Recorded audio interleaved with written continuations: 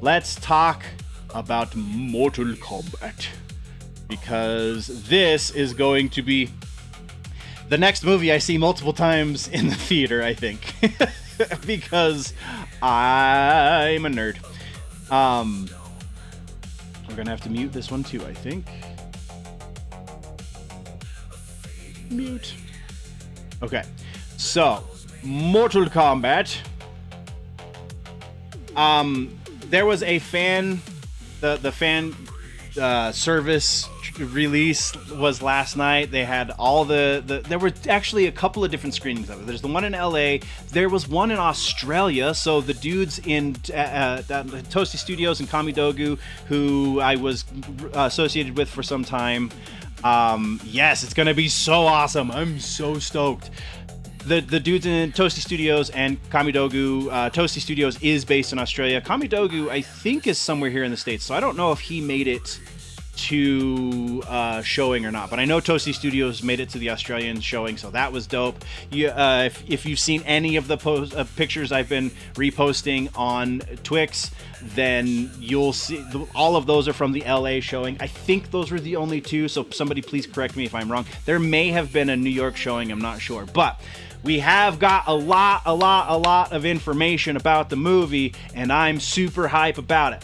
First and foremost, the big worry, I think, for more casual fans of the franchise, more normie types who are not as entrenched in the lore as me and a lot of the people I associate with online, the big worry here was that it was going to take itself far too seriously. The trailers kind of illustrate the idea that it is taking itself very seriously because of its dark nature. The general consensus from the fan viewing last night is that it is not doing that at all. 100% knows what it is. It 100% takes advantage of the fact that it is cheesy and campy. It's just edgier than what Street Fighter is going to be. I still maintain, even if I wasn't a giant Mortal Kombat nerd, I still maintain that this movie is going to be the better of the two between Mortal Kombat and Street Fighter. Street Fighter's out at the end of May. Let's actually double check that. I need to check and see the things. Release date. Come on, yeah, let's pull it up. Not Mortal Kombat. We are already on Mortal Kombat. Mortal Kombat 2 is coming out May 8th. I'm going to see it on the 7th. It's the premiere date. So, Street Fighter. Street only has two E's. Street Fighter movie 2026. Release date on this bad boy is... Oh, come on. Oh, bite me, DuckDuckGo. I'll give Google my information real quick, just because... There it is. Just because we need the real quick answer, and the real quick answer is... Still not here. What the bloody hell? Release date. Oh, it's October. Why did I think it was the end of May? October 16th. Either way, Street Fighter's coming out October 16th. Mortal Kombat's coming out next week.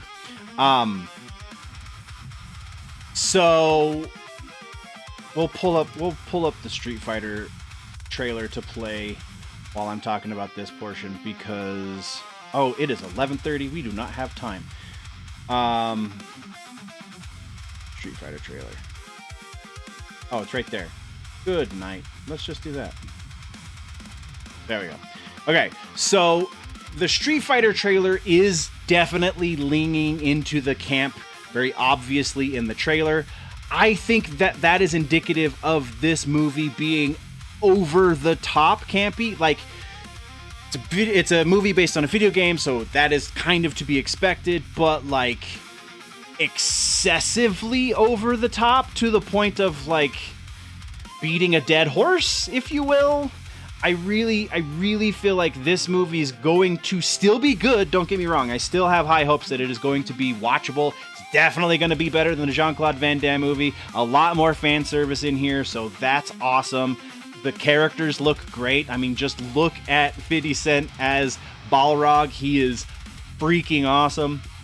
I really like the dynamic between Ryu and Ken, because that's great. That is something that really hasn't been fleshed out in any of the American released stuff at all, aside from the games, obviously. So, like, that's just really, really cool. But I think that a lot of, let's get to some of this wirework stuff. A lot of this stuff, this wirework, yeah, less so in this scene, I think. Most watched portion. I just think it's going to look too plasticky and too overproduced. And I think that the Mortal Kombat movie is going to both be super duper fan service and also be aware enough of its camp that it doesn't go over, it doesn't ruin the story in the doing, right? So this is going to be all spectacle and no story. Mortal Kombat has a story to tell. It's, from what I've heard from, again, the fan preview stuff, it's still not exactly the story from the game, but I think at this point they're in such damage control from the previous movie from Mortal Kombat that's kind of to be expected. I'm just so hyped for this. Like, you don't even know, nerds. You don't even know. Mortal Kombat 2 trailer. We're gonna go through. We're just a couple more minutes on this, just because this is going to be hyped. So, right there. Things that I have heard that I think are going to go a long way. So again, potential spoilers. If you care about spoilers, thank you for watching. This is how we're going to end the stream, but potential spoilers nonetheless. So I'm not going to go over what I know about the ending. I do know how the movie ends, and I honestly am super hyped to see it happen. We're not going to talk about that. We're just going to talk about the really big issue from the first. Well, there's two primary issues from the first movie that they are absolutely going to address in this second movie, but they're going to create a third issue in so doing. We'll talk about that. So first, before we do that, can I pull up the images? We don't have time. I didn't do enough pre-show for this, but there are 3 different sets of collector's stuff for the Mortal Kombat movie. There's, of the 3 different sets, that's for 3 different theaters. So, not Cinemark, Regal Cinemas, AMC, and I forget who the third one is now. But Regal Cinemas and AMC have the most of the collector's stuff. So we're going to see it at the Regal Cinemas, I believe, or the AMC. I can't remember which. I'm pretty sure it was Regal. They have there's 2 different Shao Kahn mask popcorn tubs, which is kind of crazy. One of them looks like you can actually put it on your head and it would fit. The other one's a little bit smaller. There's the Test Your Might popcorn tubs. There's the individual character popcorn tubs. There's an arcade popcorn tub. There's multiple soda cups. It's the merch for this at the theater is like, I'm just gonna go to multiple theaters, but can I just buy a soda for the Mortal Kombat release? Because, like, I will see the movie probably 2 or 3 times at least in the theaters, but I just want all the collector stuff before it's sold out. Anyway, so they're going to address the 2 main issues from the first movie. Those 2 main issues being, 1, Cole Young, because why the hell this character even exists at all? We know why he exists, because the producer types, the theater, the people with the money. I'm brain farting words right now. The people who funded the movie, the ones who were like, yes, we'll make your movie, but you have to do X, Y, and Z. They didn't think that there was a point of view character in the story for normies. It's because they obviously don't understand the product that they had, because there's multiple point of view characters. Again, we've talked about this ad nauseum. So they injected Cole Young. The fandom revolted against that. We'll just play.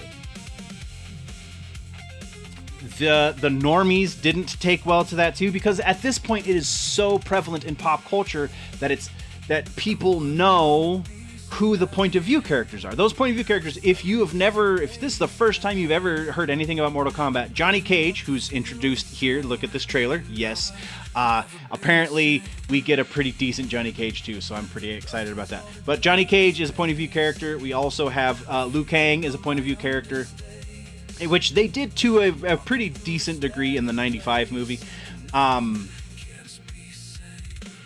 There's a couple that they introduced later, but they're not going to do those guys here. Like Cobra technically is a point of view character, but that didn't work out super well. Anyway, so there's that. And then the other major issue that they're going to address is the tournament. The fact that there wasn't a tournament in the first movie. So they addressed the Cole Young issue. Again, spoilers, because Cole Young bites the dust. Cole is killed within the first 15 minutes of the movie. Apparently, they don't do my boy Lewis Tan dirty. They don't just straight up kill him because the fans hated the character. Apparently, he does go out swinging, and he does go out on a high note. Like, all of the people who were at the fan viewings totally dug the way that happens.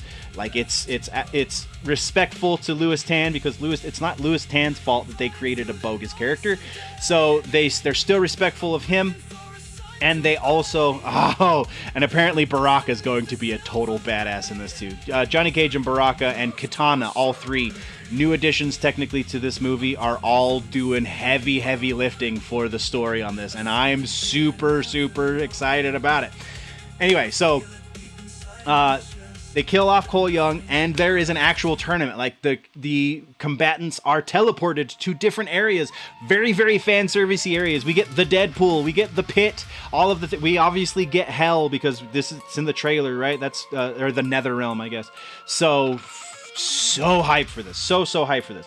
Again, I really feel like the comparison that I heard between this and Street Fighter was from Steven Crowder, who's a little nerdy. Like, I'll give him credit. He's definitely got some nerds on his staff, and they were trying to correct him when he made the assertion that the Street Fighter movie was going to be better because it's going to recognize that it is a video game movie and not a serious action movie, which it can be both, man. You can be totally campy and still make a really great action movie, and you can tell a freaking story, and it sounds like they've pretty well done that with the Mortal Kombat movie. The issue that it creates, though, like I said, it takes care of the two major issues, but creates kind of a third issue with this movie. It sounds like the issue that it's going to create is they're kind of hodgepodging a lot of different elements from the games to speed up the timeline through the movie story, which can be okay, but we learned in the animated movies that it can also be kind of shit. The Defenders of, or what is the name of the Realms animated movie? I'm blanking it right now. The Defenders of the Realm. Defenders of the Realm was the animated series. Something. The not the most recent animated movie, because that was the Johnny Cage one, but the one before it, where it was Liu Kang and fighting the one being, or it was so broken. It was so broken. They were trying to amalgamate like 6 different storylines from the games into one animated movie, and it just didn't work. So I really hope that the third movie, because the third movie's going to happen. This movie is going to sell so many tickets. It's going to be up for special effects Oscar. I'm calling it right now. This Mortal Kombat movie will get a nomination, probably won't win, but we'll get a nomination for special effects and also potentially for score. I'm really hoping that the music is up to par with the 95 movie and also Annihilation. The only good thing about Annihilation was the score. So yeah, creating a minor issue. Also, no CG characters this time, so we have no return of Reptile, no return of Goro, no introduction of Kintaro or Motaro. So or Shiva. Who else would be? Yeah, those would be the 5 that would be in this time frame for the main storyline for the games. Very, very interesting. But yeah, super hype, super hype. We will do. Yeah, we're still going to see it. Absolutely still going to see it. We will do Proper news episode later this week. I really just wanted to talk about Mortal Kombat, honestly, and the Michael Jackson movie. I was pretty excited to see the Michael Jackson movie, but I